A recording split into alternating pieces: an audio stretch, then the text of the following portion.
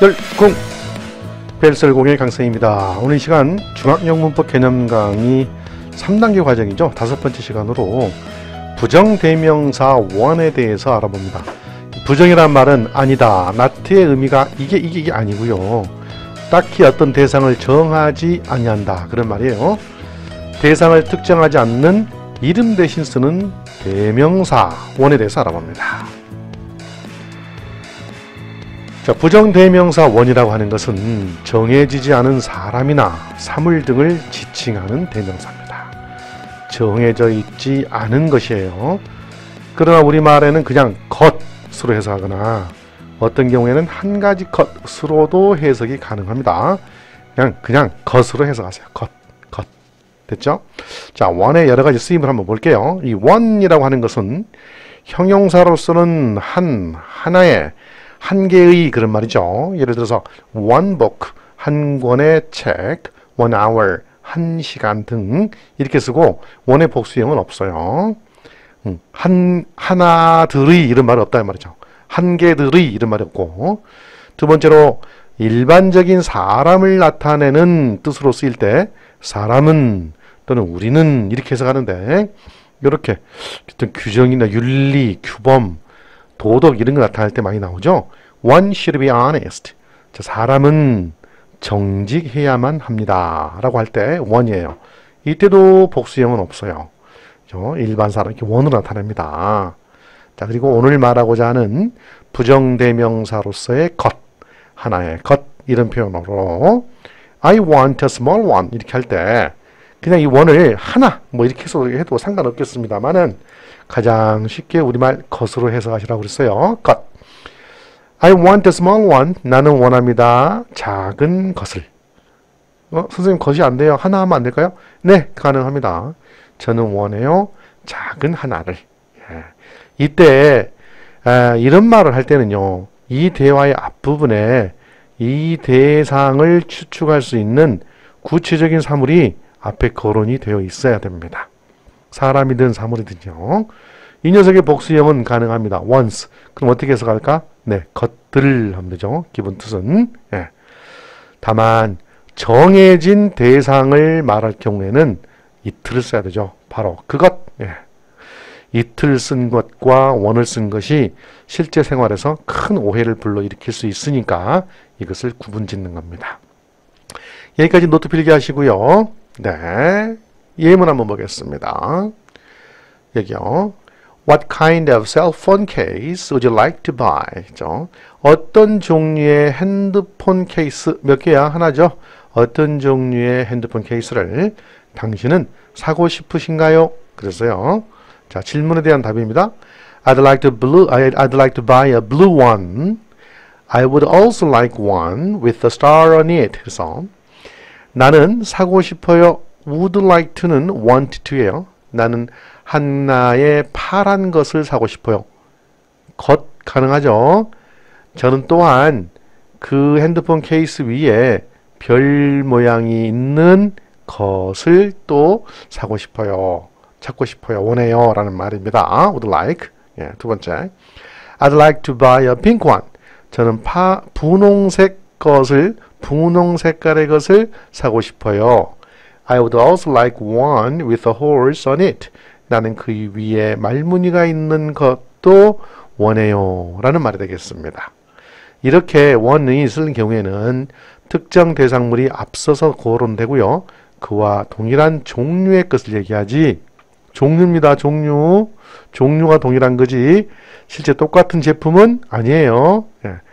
그러니 그런 거 저런 거 다 떠나서 이해가 되기 전까지는 그냥 것 요것으로 해석이 되겠습니다. 아셨죠? 네, 한번 교과서 예문 가지고 볼게요. 중학교 3학년 지학사 5과에 나와 있는 건데요. 우리 요거 한번 볼까요? 연습 문제 나와 있는데 대화를 합니다. A와 B. Oh, I didn't bring my eraser. 나는 가지고 오지 않았네. 내 지우개를. 친구가 지우개를 가져오지 않았어요. 지우개. 그랬더니 B라는 친구가 Do you want me to lend you? 이 말 해보면 원인지 원스인지 it인지 너는 원하니? 오형식 동사죠. 내가 빌려주기를 원하니? 너에게 원을 써야 돼요? it를 써야 돼요? 여기서 잘해야 됩니다. 만약에 친구는 지우개를 가지고 오지 않았는데 내가 너한테 그것을 빌려주기 원하니 그러면 느낌상 어때요? 친구가 가져오지 않은 지우개를 내가 가지고 있다라는 뜻이 됨으로써 제가 오해를 사죠. 그러니까 동일한 종류의 것, 원을 써야 되죠. 예. 이때는 그냥 지우개, 대상물이 지우개니까 지우개 해도 되고요. 하나 해도 되고 것 해도 되죠. 근데 것 하면 말이 좀 짧아요. 내가 너에게 것을 빌려주기를 원하니 이상하죠. 지우개. 지우개 하나 빌려주기 원하니 이렇게 해석하는 게 낫겠습니다. it을 써버리면 뭐가 된다고? 네가 가져오지 않은 지우개 내가 니네 집에 가서 내가 가져온 거야. 그런 느낌이 돼요. 잘하셔야 되겠죠. 자, 5번이요. I think I left my pen here. 내 생각에는 내가 펜을 여기 놔뒀던 것 같아. 두고 왔던 것 같아. 펜을. 자, 펜은 이제 쉽게 말해서 잃어버린 거예요.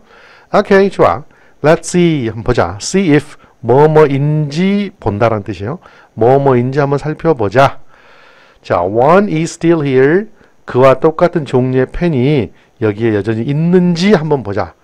하나니까 원이겠지. 원은 아니겠지. 만약 it를 써버리면 네가 놔뒀다는 그 펜이 여전히 여기에 있는지 한번 보자. 여러분, 내용상 친구가 깜빡 잊어버렸다는 그 펜을 동일한 종류의 펜으로 말할 것인지 동일한 그 똑같은 제품으로 말할 것인지 뭘 말해야 되겠어요? 원이에요, it예요? 네, it죠. 예. 이렇게 정해진 말을 대신하는 경우에 있었습니다. 그러니까 어때요, 여러분? 내신 시험 문제에서 원과 it를 구분하는 그런 묘한 시험지를 낼 수도 있으시겠죠. 예, 준비해 보시기 바랍니다. 자, 계속 이어 살펴보겠습니다. 중3지학서 5과에 이제 이런 표현들이 좀 있는데요. 1번 한번 볼게요. The shoes look great on you. How do they fit? 그래서 자, 신발이 멋져 보이는구나. 너에게서 야, 네가 그 신발 신으니까 정말 멋있어 보인다. How do they fit? 예. 그것들이 그 신발들이 복수죠. 예. 어떻게 딱 들어맞나요? 어떤 표현이에요? 신발이 좀 맞나요? 이런 표현이죠. Well, do you have bigger blank? 글쎄요. 당신은 가지고 계시나요?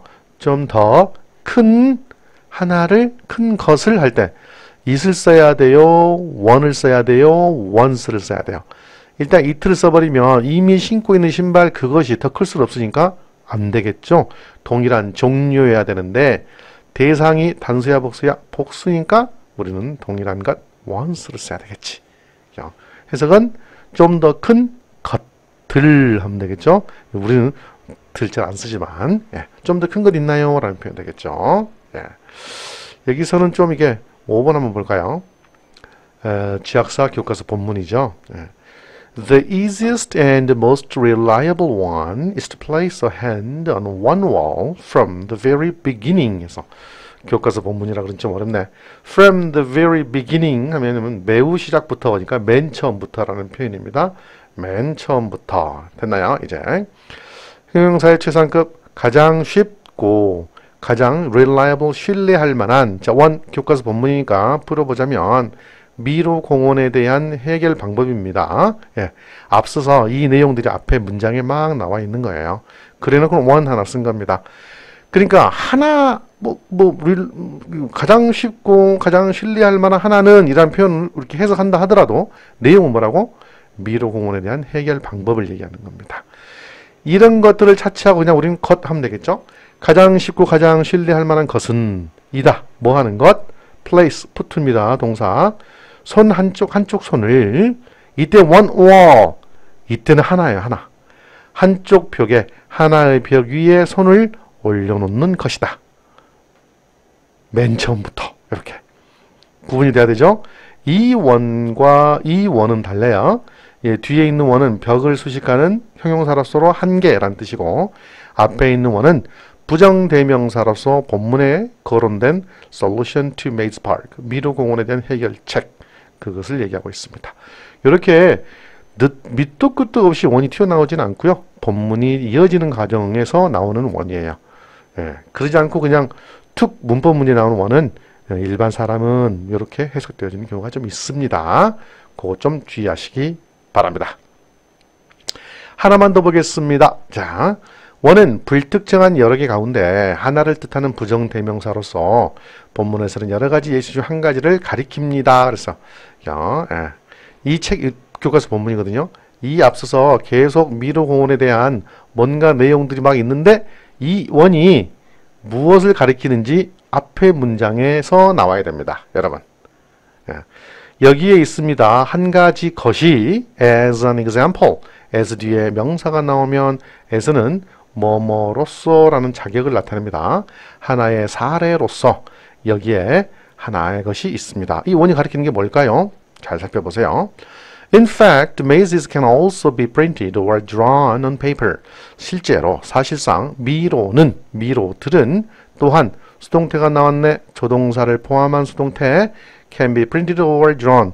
be printed or be drawn이죠.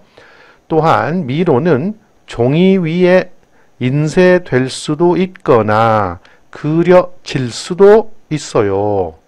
여기에 한 사례로서 하나의 것이 있습니다. 이때 원이 가리키는 건 뭐예요? 종이 아닙니다. 뭐겠어? 미로들 중에 하나겠지. 미로를 하나의 사례로서 종이 위에서 인쇄되거나 그려지는 미로 하나를 지금 말하겠죠. 애매하니까 느낌대로 가시면 됩니다. 심한 경우에는 하나 해도 되고 것 또는 한 가지 것 이렇게 해석해서도 무방합니다. 그렇다라는 것 정도 이해하시고 시험범위에 걸리신 우리 학습자들은 또 충분히 연습문제 통해서 공부하시기 바랍니다. 네, 여기까지 오늘 부정대명사 원에 대해서 알아봤는데요. 이게 이제 수능, 공무원 시험, 검정고시 갈 때 이 원이 크게 문제가 되는 경우는 없었어요. 그러니까 내신 시험 준비만 할 때 좀 도움 되셨으면 좋겠습니다. 부정이란 말이 뭐라고? 아니다가 아니고 특정 대상을 정하지 않는 이름 대신 쓰는 말. 해서 어떻게 한다? 우리말 것 또는 하나의 것 이렇게 해석하시면 되겠다는 겁니다. 네, 열공하세요. 열공!